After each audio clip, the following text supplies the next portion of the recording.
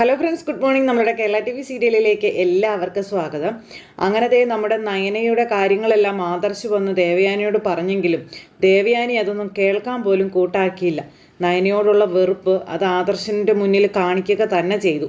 അങ്ങനെ ആദർശും അമ്മയും കൂടെ സംസാരിച്ച് ആദർശ് നേരെ നയനയുടെ അടുത്തേക്ക് ചെല്ലുന്നു. നയനക്കരികിലേക്ക് ചെന്ന് കഴിഞ്ഞപ്പോൾ നയനയുടെ ചോദ്യങ്ങളൊക്കെ കേട്ട് ആദർശിൻ്റെ നെഞ്ചു പൊട്ടുന്ന വേദനയോടെ നമ്മുടെ ആദർശ് ഇങ്ങനെ അവിടെ നിന്ന് ഇറങ്ങിപ്പോരുവാണ്. അതെല്ലാം കഴിഞ്ഞ് ആദർശ് ഒത്തിരി ഇവിടെ നിന്നാൽ ശരിയാവില്ല, ഇൻഫെക്ഷൻ ആവുമെന്നും പറഞ്ഞിട്ട് അവിടെ നിന്ന് ഇറങ്ങിപ്പോരുന്നത്. അങ്ങനെ ഇറങ്ങിപ്പോന്ന് അവിടെ നന്ദുവിൻ്റെയും കനകത്തിൻ്റെയും അരികിലേക്ക് വന്നു. അവിടെ ചെന്ന് കഴിഞ്ഞപ്പോൾ മോൾ എന്താ മോനെ പറഞ്ഞതെന്ന് കനകൻ ചോദിക്കുക. അപ്പോൾ അവൾക്കാണെങ്കിൽ ഇപ്പോഴും ഒരു കുഴപ്പവും ഇല്ല, അവർക്ക് യാതൊരു പേടിയോ അല്ലെങ്കിൽ വിഷമോ കാര്യങ്ങളോ ഒന്നും ഇല്ല അമ്മേ. ഈ ഒരു കാര്യം ചെയ്തതിൽ ഇപ്പോഴും അവൾ ഭയങ്കര ഇതായിട്ട് തന്നെയാണ് നിൽക്കുന്നതെന്ന് പറഞ്ഞു. പക്ഷേ അവളുടെ കിടപ്പ് കാണുമ്പോൾ അവളുടെ ചോദ്യങ്ങൾക്കൊന്നും മറുപടി കൊടുക്കാൻ എന്നെക്കൊണ്ട് കഴിയുന്നില്ല. അവളുടെ ആ കിടപ്പ് കാണുമ്പോൾ എനിക്ക് സഹിക്കുന്നില്ലെന്നൊക്കെ പറഞ്ഞ് നമ്മുടെ അമ്മയോടും അതുപോലെ നന്ദുവിനോടും ഇങ്ങനെ പറയുക കേട്ടോ. അങ്ങനെ ഇവർ രണ്ടുപേരും കൂടി ഇങ്ങനെ അവിടെ നിന്ന് സംസാരിക്കുന്നു. അങ്ങനെ സംസാരിച്ചുകൊണ്ടിരിക്കുമ്പോഴാണ് നമ്മുടെ അനി അങ്ങോട്ടേക്ക് വരുന്നത്. അപ്പോൾ ഇവർ സംസാരിക്കുന്ന സമയം അനി അങ്ങ് കയറി വന്നപ്പോഴേക്കും നന്ദു അവിടെ ഉണ്ടല്ലോ. നന്ദുവിനാണെങ്കിൽ അനിയെ കണ്ടപ്പോൾ ഒരു വെപ്രാളം പോലെ. എന്നാൽ പിന്നെ ഞാൻ വീട്ടിലോട്ട് പോയിക്കോട്ടെ അമ്മ എന്നുള്ള ഇതിലിങ്ങനെ നമ്മുടെ നന്ദു ചോദിച്ചു കഴിഞ്ഞപ്പോൾ അനി ചോദിച്ചു, അതെന്താ നന്ദു, ഞാൻ വന്നതുകൊണ്ടാണോ നന്ദു പോകാൻ ഒരുങ്ങുന്നത്? നന്ദു പോകേണ്ട കാര്യമൊന്നുമില്ല എന്ന് പറഞ്ഞു. ഇവിടെ വേറെ ആരും അല്ലല്ലോ ഓപ്പറേഷൻ കഴിഞ്ഞ് കിടക്കുന്നത്, നന്ദുവിൻ്റെ ചേച്ചി തന്നെയല്ലേ. അപ്പോൾ ആ ചേച്ചി ഇവിടെ ഇട്ട് വെച്ചിട്ട് നന്ദുവിന് പോകാൻ പറ്റുമോ എന്നൊക്കെ ചോദിക്കാം. അപ്പോഴേക്കും ആദർശം പറഞ്ഞു, നീ എന്തിനാ മോളെ പോകുന്നത്, അതിൻ്റെ ആവശ്യമൊന്നുമില്ല, തെറ്റ് ചെയ്തിട്ടുണ്ടെങ്കിൽ മാത്രം നമുക്ക് പേടിച്ചാൽ മതി. എന്തായാലും ഇപ്പോൾ നീ ഇവിടെ നിൽക്കുന്നത് കൊണ്ട് ആരെന്ത് പ്രശ്നം ഉണ്ടാക്കിയാലും അതൊന്നും നീ മൈൻഡ് ചെയ്യാൻ പോകേണ്ട കാര്യമില്ല എന്ന് പറഞ്ഞു. മാത്രമല്ല ഇപ്പോൾ ഇവിടെ പ്രശ്നം ഉണ്ടാക്കാൻ പാകത്തിന് ആരും ഇല്ലല്ലോ എന്നും ആദർശ് പറയുവാണ്. അപ്പോഴേക്കും പിന്നെ അനി നമ്മുടെ നയനയ്ക്ക് എന്താ സംഭവിച്ചതെന്നും നയനയെ പറ്റിയുള്ള കാര്യങ്ങളൊക്കെ ആദർശിനോട് ചോദിക്കുവാണ്. ഓപ്പറേഷൻ കഴിഞ്ഞ ഏട്ടത്തേക്ക് എങ്ങനെയുണ്ടെന്നൊക്കെ. ഇപ്പോൾ കുഴപ്പമൊന്നുമില്ല, നയന ഓക്കെ ആണെന്ന് പറഞ്ഞു. അപ്പോൾ വല്യമ്മയുടെ ഓപ്പറേഷൻ എങ്ങനെയാണെന്ന് ചോദിച്ചപ്പോൾ അതിപ്പോൾ തന്നെ നടക്കും, അതിന് വേറെ തടസ്സങ്ങളും കാര്യങ്ങളൊന്നും ഇല്ല എന്നും ആദർശ് ഇങ്ങനെ പറയാം.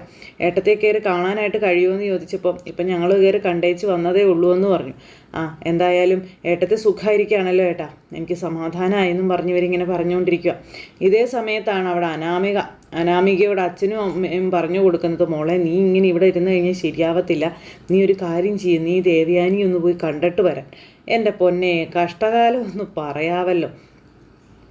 ഈ അനാമിക അമ്മയോടും അച്ഛനോടും വഴക്കിടുക, പോകാൻ പറ്റത്തില്ലെന്നും പറഞ്ഞു. കഴിഞ്ഞ ദിവസമല്ലേ ഞാൻ പോയി കണ്ടിട്ട് വന്നത്, ഇനി ഞാൻ എന്ത് കാണാൻ അങ്ങോട്ട് പോകുന്നതെന്നും ചോദിച്ച്. എടി നീ ഇങ്ങനെ ഇവിടെ കയറി ഇരുന്നിട്ടുണ്ടെങ്കിൽ നിനക്ക് ആകെയുള്ള പിടിവലിയെന്ന് പറയുന്നത് ആ ദേവയാനിയാണ്. ആ പുള്ളിക്കാരി എങ്ങാനും നിൻ്റെ ഇതിൽ നിന്നെങ്ങാനും വഴുതി പോയാൽ പിന്നെ നിനക്ക് അനന്തപുരി തറവാട്ടിൽ പിടിച്ചു നിൽക്കാൻ പറ്റില്ല മോളെ. എത്ര തവണ നിന്നോട് നിന്നോട് പറയുന്ന കാര്യങ്ങൾ എന്താ നിനക്ക് മനസ്സിലാവാത്തതെന്നും ചോദിച്ചായി. പിന്നെ അച്ഛനും അമ്മയും പിന്നെ അവർ നിർബന്ധിച്ച് അനാമിക പോകാമെന്ന് സമ്മതിച്ചു. അവിടെ ചെന്നാലേ അധികം നേരം ഒന്നും നിൽക്കാനൊന്നും എനിക്ക് പറ്റത്തില്ല. അവിടെ ചെന്ന് അവരെ കണ്ട് 2 വർത്തമാനം പറഞ്ഞിട്ട് ഞാനിങ്ങ് പോരും എന്ന് അനാമിക പറയുമ്പോൾ, നീ എന്തെങ്കിലും ചെയ്യും, നീ ഒന്ന് പോ, ഇപ്പം നീ പോ, അവിടെ ചെന്ന് അവരെ ഒന്ന് കാണുന്നും പറഞ്ഞ് അങ്ങനെ പറയും. അങ്ങനെ പറഞ്ഞപ്പം ശരി പോകാം എന്നുള്ളൊരിതിൽ പോകാനായിട്ടും തുടങ്ങുന്നത്. അങ്ങനെ ആ ഒരു ഇതും കഴിഞ്ഞിട്ട് ഇത് നമ്മുടെ അനാമിക വെച്ച് പിടിച്ച് ആശുപത്രിയിലേക്ക് പോവുകയാണ്. കൃത്യസമയത്ത് അനിയും നന്ദുവും അതുപോലെ തന്നെ കനകവും ഇവരെല്ലാവരും അവിടെ ഉണ്ട്, ആദർശവും ഒക്കെ. അപ്പോൾ ഇവരെല്ലാവരും ഇങ്ങനെ അവിടെ ഈ നയനയുടെ കാര്യങ്ങളെല്ലാം പറഞ്ഞുകൊണ്ടൊക്കെ ഇങ്ങനെ അവിടെ നിൽക്കുന്ന ഈ സമയത്ത് നമ്മുടെ ദേവയാനിയാണ് കാണിക്കുന്നത്. ദേവയാനിയാണെങ്കിൽ അവിടെ കിടന്ന് ഇങ്ങനെ ആലോചിക്കുക, ഈ നയന ഇതുപോലെ എങ്ങനെയാണ് ഇവരുടെയൊക്കെ മനസ്സ് കീഴടക്കിയതെന്നുള്ളത്. ഇത്രയൊക്കെ അവൾ ഞങ്ങൾക്ക് വേണ്ടിയും കുടുംബത്തിന് വേണ്ടിയും ദ്രോഹങ്ങൾ മാത്രം ചെയ്തിട്ട് എങ്ങനെയാണ് ആദർശിന് അവളെ സ്നേഹിക്കാൻ കഴിയുന്നത്, അവൾക്ക് വേണ്ടി ഇങ്ങനെ ഇത് പറയാനായിട്ട് ഇവനെ കൊണ്ട് ഇങ്ങനെ കഴിയുന്നേ എന്നൊക്കെ ഇങ്ങനെ ആലോചിക്കുക. എന്നിട്ട് നയനയെ പറ്റിയൊക്കെയുള്ള കാര്യങ്ങളിങ്ങനെ ആലോചിച്ചിങ്ങനെ അവിടെ കിടക്കുന്നു. അപ്പോൾ ഓരോരോ കാര്യങ്ങൾ ദേവയാനിയുടെ മനസ്സിൽ ഇങ്ങനെ മിന്നി മറിഞ്ഞു പോയിക്കൊണ്ടിരിക്കുക കേട്ടോ. അങ്ങനെ മിന്നി മറിഞ്ഞു പോയിക്കൊണ്ടിരിക്കുന്ന ഈ ദേവയാനിക്കാണെങ്കിൽ അപ്പോഴും നയനയോട് വെറുപ്പ് തന്നെയാണ്, വേറെ ഇതൊന്നുമില്ല. അങ്ങനെ ഈ ഒരു കാര്യങ്ങളെല്ലാം കഴിഞ്ഞതിന് ശേഷം പിന്നെ ഓപ്പറേഷൻ്റെ കാര്യങ്ങൾ ഇതെല്ലാം ഇങ്ങനെ വന്നുകൊണ്ടേ ഇരിക്കുവാണ്. ഈ സമയത്ത് നമ്മുടെ ആദർശ് അവിടെ പുറത്ത് ഇങ്ങനെ അനിയുമായിട്ട് സംസാരിക്കുന്നു. അപ്പോൾ അനിയും കനകവും ഒക്കെ ആയിട്ട് സംസാരിക്കുന്ന സമയത്താണ് ദൈവമേ അനാമിക എന്ന് പറയുന്ന പൂതന തുള്ളിച്ചാടി ഇവരെയും കണ്ടുകൊണ്ട് കയറി വരുന്നത്.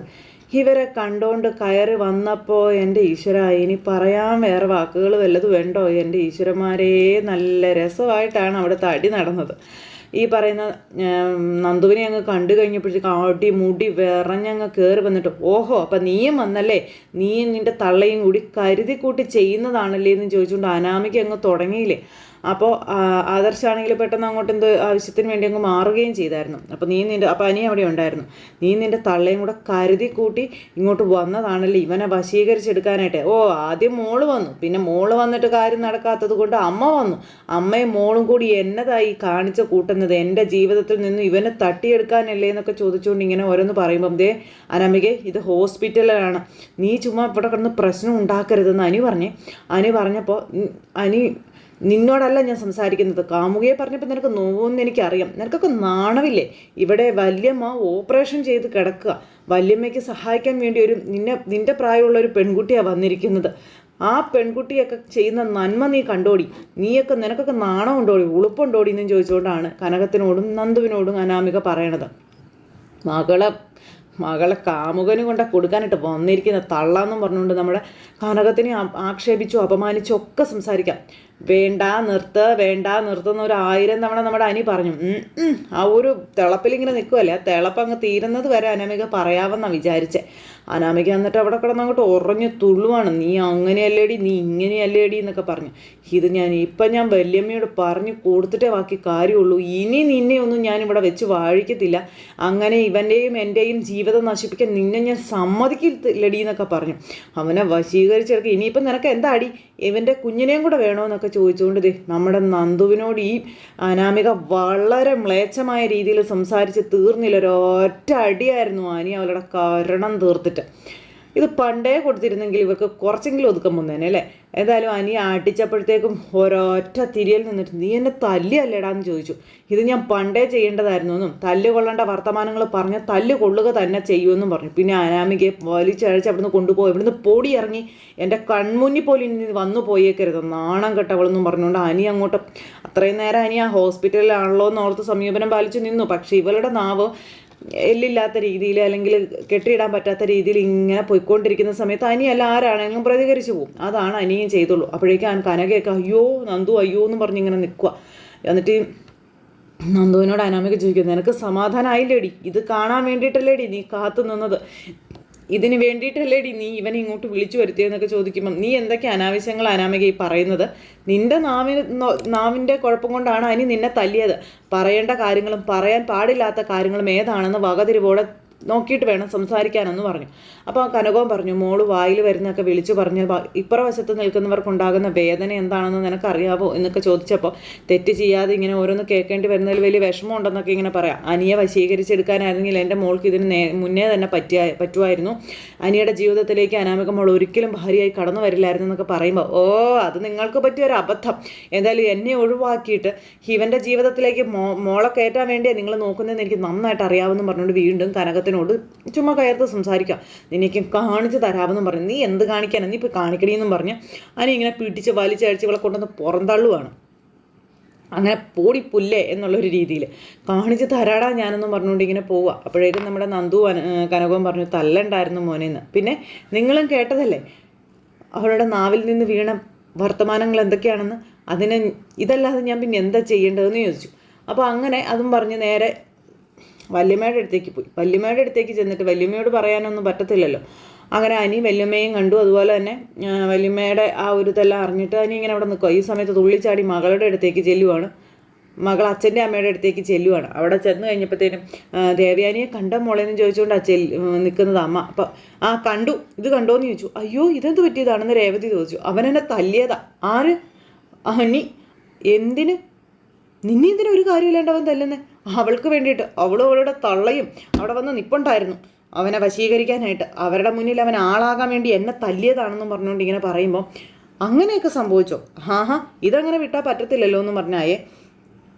അവരെ കാണിക്കാൻ നിന്നെ അവൻ തല്ലിയെന്നോ? എനിക്കതങ്ങോട്ട് വിശ്വസിക്കാൻ പറ്റുന്നില്ല മോളെ. അനി നിന്നെ തല്ലിയെന്ന് പിന്നെന്താ, ഞാൻ നുണ പറഞ്ഞതാണോ?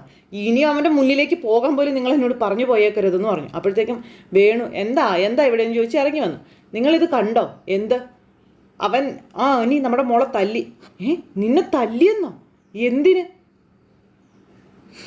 എന്തിനാണെന്ന് ഞാൻ അമ്മയോട് പറഞ്ഞില്ലേ എന്ന് ചോദിച്ചു. അവിടെ അവളുണ്ടായിരുന്നു. അവളും അവളുടെ തൊള്ളയും ഉണ്ടായിരുന്നു. അവരുടെ മുന്നിലിട്ട് അവൻ എന്നെ തല്ലിയത്, അവരെ കാണിക്കാൻ വേണ്ടിയിട്ട്, എന്നെ അവനെയും പിരിക്കാൻ വേണ്ടിയിട്ട്. മകൾക്ക് കാവലായിട്ട് അമ്മ വന്ന് അങ്ങനെ നിൽക്കുക അവിടെ.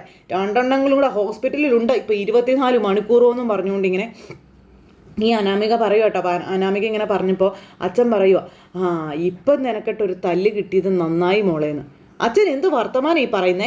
അവനിട്ട് ചെന്ന് രണ്ടെണ്ണം പൊട്ടിക്കാനുള്ളതിന് എനിക്ക് തല്ല് കിട്ടിയത് നന്നായിരുന്നു. നിങ്ങളൊരു അച്ഛനും അമ്മയും തന്നെയാണോ എന്ന് ചോദിച്ചപ്പോൾ, എടി മോളെ, നിനക്ക് അനന്തപുരിയിൽ അവരുടെ ഭാഗത്ത് നിന്ന് കുറച്ചുകൂടി സപ്പോർട്ട് കിട്ടാനുള്ളൊരു കാര്യമായിട്ട് ഇതിനെ മാറ്റണം. എടി, കാര്യങ്ങളെ സാഹചര്യപൂർവ്വം വളച്ചൊടിക്കാനും നമ്മളിലേക്ക് ചേർത്ത് നിർത്താനും ശ്രമിക്കണം.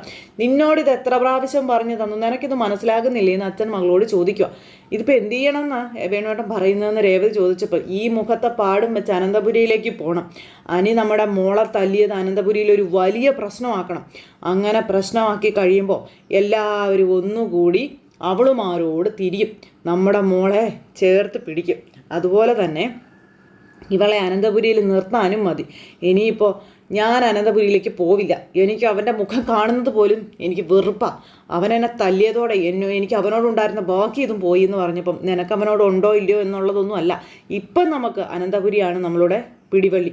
ആ അനന്തപുരിയിൽ നിന്ന് നീ ഈ ഒരു നിസ്സാര കാര്യത്തിൻ്റെ പേരിൽ ഇറങ്ങിപ്പോന്ന പിന്നെ സംഭവിക്കുന്നത് എന്താണെന്ന് നിനക്കറിയില്ലേ എന്ന് ചോദിച്ചപ്പോൾ, നിസ്സാര കാര്യമോ? ഓഹോ, അപ്പോൾ അച്ഛനതൊക്കെ നിസ്സാര കാര്യമാണല്ലേ എന്ന് ചോദിച്ചു.